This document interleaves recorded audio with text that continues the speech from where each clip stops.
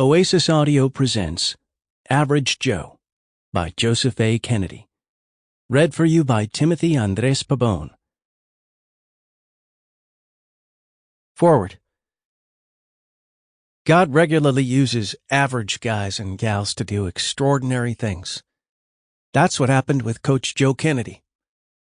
First Liberty Institute's involvement with Joe started when I heard our attorneys were leaving on an emergency trip to Bremerton, Washington, because a high school football coach was in trouble.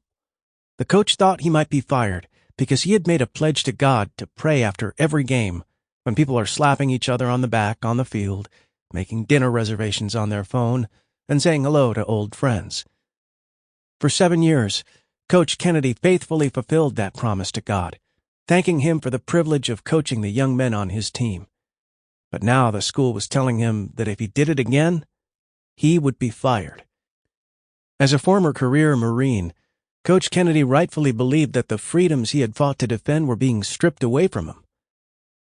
Because we have lots of former military on staff at First Liberty, and we have specialized our legal practice in defense of constitutional freedom, our attorneys love to be part of cases like Coach's.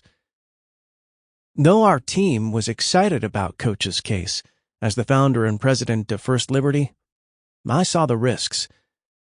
Washington is part of the 9th U.S. Circuit Court of Appeals, not only the largest and most powerful federal appellate court in the country, but also the most liberal.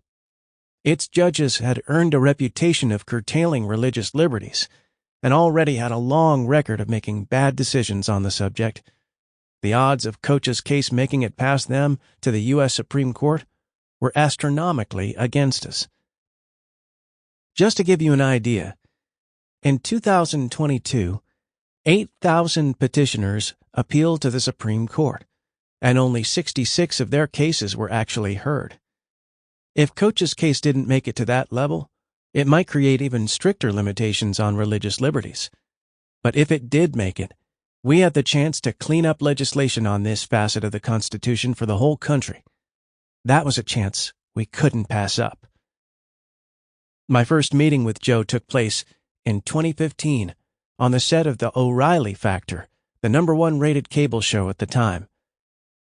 Joe had been working with other attorneys on our team, but this was the first time I was meeting him face to face. As we sat in the green room, I learned that Joe is a quirky, goofy guy who loves to joke and mess around. To this day, he won't let me live down the fact that O'Reilly called me Carrie instead of Kelly on the air. Ever since that first meeting, I have been Carrie to Joe. But what really struck me as I have gotten to know him better over the years is that there is no pretense with Joe. There's no angle, no self-righteous message he's trying to force onto other people.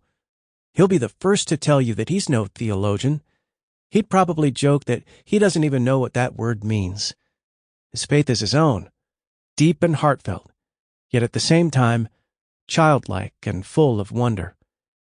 It's the faith of a guy with a rough childhood, abandoned by his parents, and shuffled through foster homes and group homes.